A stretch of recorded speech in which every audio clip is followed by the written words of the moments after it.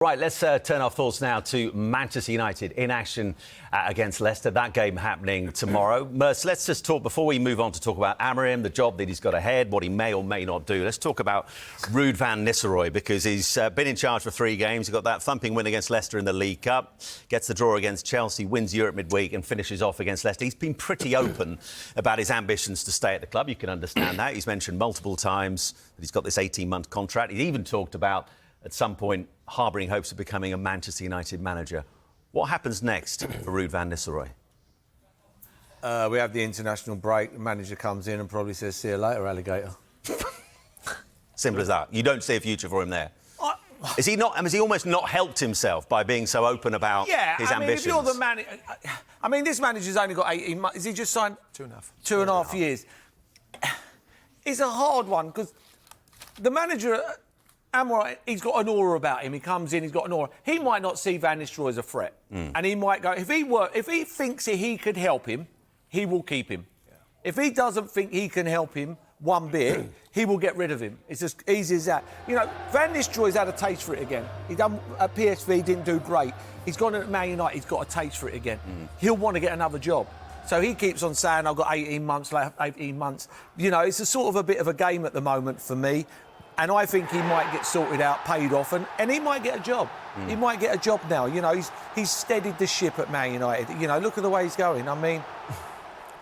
Yeah. I mean, Clinton, one thing he has done in this short time he's been in charge, he has restored, at times, a little bit of excitement to watching United again, but he's restored a bit of passion as well, hasn't he? Yeah, he has. I think the passion, I think the games that Man United have had, I expect them to go on and win the games, apart from maybe the Chelsea game. So the Chelsea game is was a good point for them. But wasn't a good game, though, was it? No, it wasn't a good game. No, it wasn't of the standard that we see week in, week out. But that can happen in them big games and stuff like that.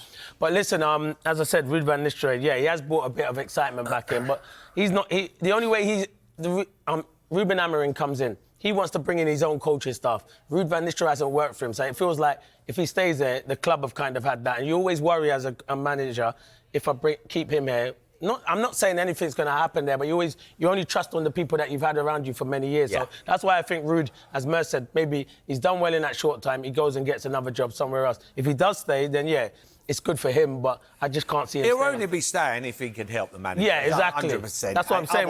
With the strikers or something like that. Because if he comes in and he loses 6 on the trot, not saying he will, but if he did, everybody's going to say, "Why don't you give it to Van Nistelrooy?" Yeah. You know, so out of sight. I think the way he's been speaking as well probably hasn't helped him. Yeah, I want to imagine. He knows what he's doing, and I know. Listen, I know it's only small details, but you go from even the tracksuit to dress the way you are as well. I want to be a manager.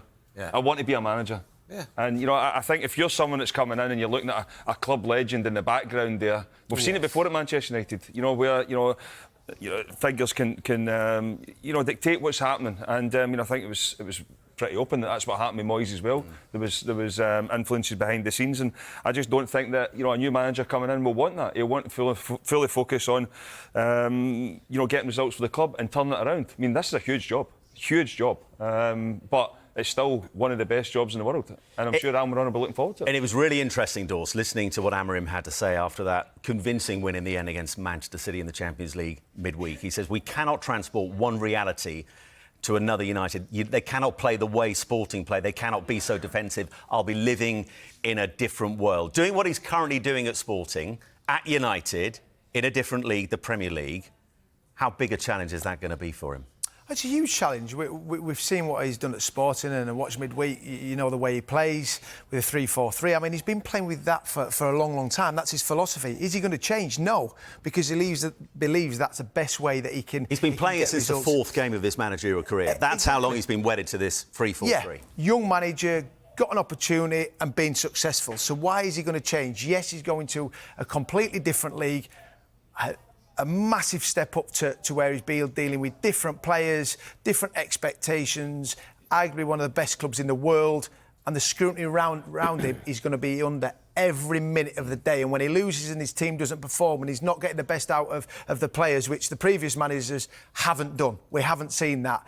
But he's got character, he's got charisma, he's going to demand. Your wing-backs are going to have to be the fittest players in in the squad because they're going to be in attack and defence. 2 in midfield, which Ugarte, I think, will slot in, and we're going to see him week in, week out for him. He's worked under him before. And then the front three with Højlund, is it going to be Rashford, is it going to be Bruno, is it going to be Garnacho? Maybe will Garnacho play as a wing-back at times in different games?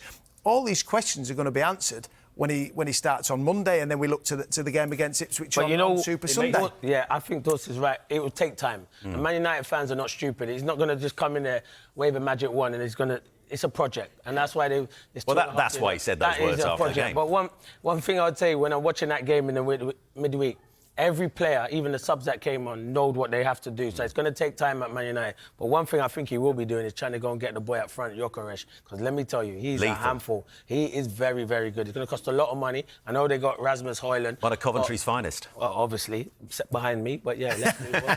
Go on, Boydie. No, I think he might have to change.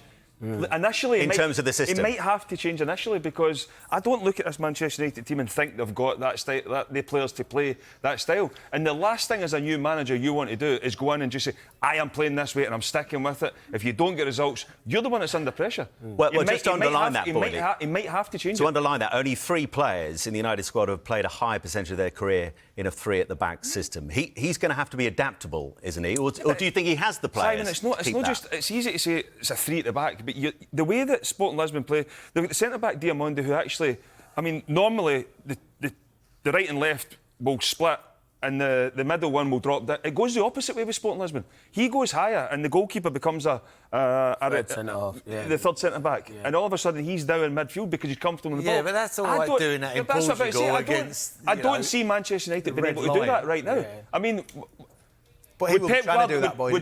Would Pep Guardiola try and do it? Yes, he could, and potentially get away with it.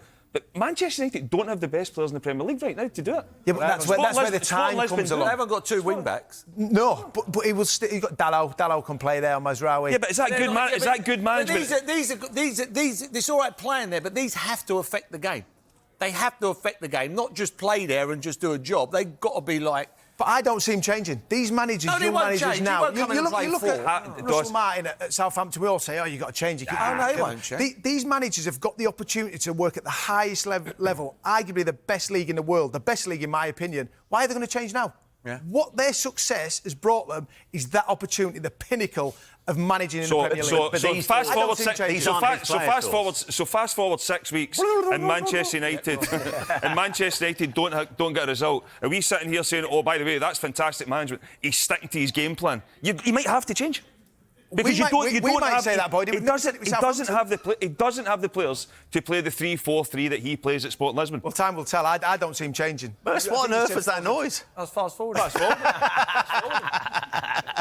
Reverse. Let's get back. I mean, Merce, listen, you're right to point out this is a very different league he's coming into. He's coming into one of, if not the biggest jobs in the world. In terms of the players he'll be looking at in that United dressing room when they gather again after the international break, who will be fearing in terms of their futures? Oof. What a question.